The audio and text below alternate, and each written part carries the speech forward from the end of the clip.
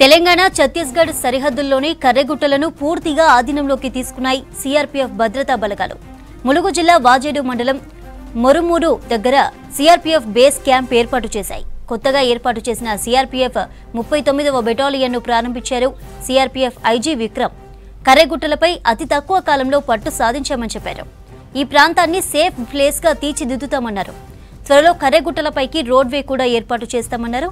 గుట్టలపైన కూడా CRPF camp ఏర్పాటు చేస్తామన్నారు. ప్రజలు ఇక్కడ స్వేచ్ఛగా తిరిగేలా చర్యలు తీసుకుంటామన్నారు ఐజీ.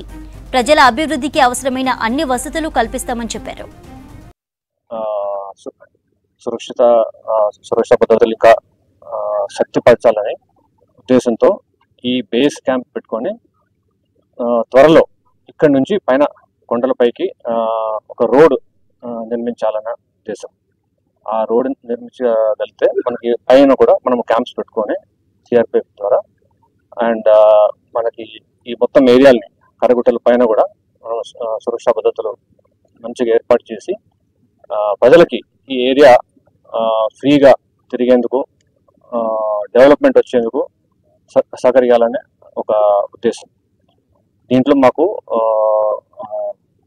లోకల్ డిస్ట్రిక్ట్ అధికారులు కానీ స్టేట్ అధికారులు కానీ రెవెన్యూ ఫారెస్ట్ పోలీసు అధికారుల నుంచి కావాల్సిన అంత సపోర్ట్ బాగా రావడం వల్ల కొద్ది టైంలోనే మేము ఇటువంటి ఒక క్యాంప్ ఇక్కడ, అలాగే ఈ గ్రామ ప్రజలు మురుమూరు గ్రామ ప్రజలు కూడా ఈరోజు వాళ్ళతో కూడా మేము మాట్లాడాము.